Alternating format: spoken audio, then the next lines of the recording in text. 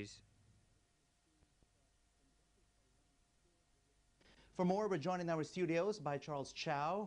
He's a director from China Knowledge. It seems investors are running scared with this new development, with a slew of non-tradable shares being flooded into the market.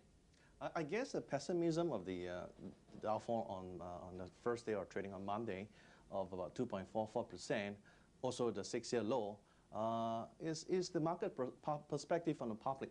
But longer term, what I see is a bold step by the government to increase liquidity, and that is a very important step before they allow A shares to be traded to foreigners.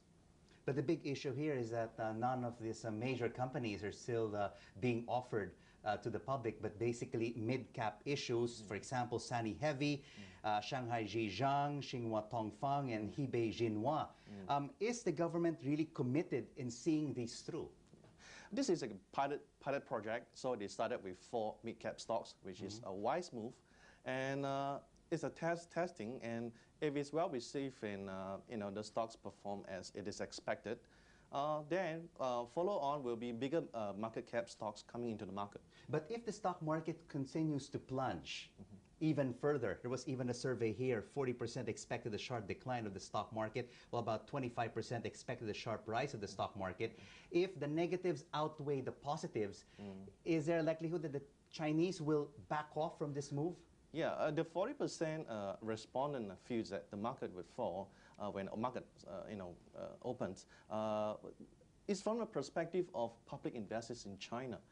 Longer term, if foreign investors are allowed to buy A shares and the local shares, the increase in liquidity of most stocks would in fact would boost up the market. Now, if you look at Chinese stock market, like the Shanghai Composite Index, the PE ratio is 18. That is equivalent to London Stock Exchange, Dow Jones, and compare that to maybe Hong Kong 16 times. I think at this level of 18 times PE is a very reasonable price, reasonable level to go into such a hot economy. As you say, in this pilot scheme, only 4 mid-cap stocks are being introduced to the market, and that's already creating a lot of turmoil in the Chinese stock market.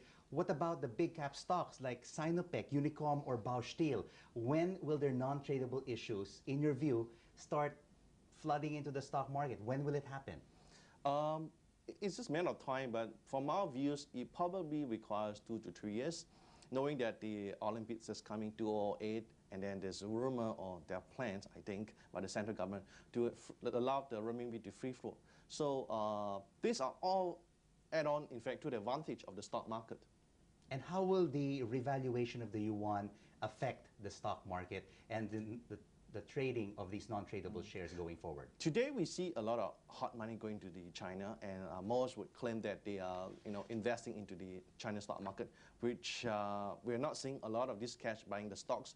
But they're waiting for the appreciation of the renminbi. So the hot money coming to China has many ways of benefit from such such a move. All right, Charles Chaw, director from China Knowledge. Thank you so much for joining us.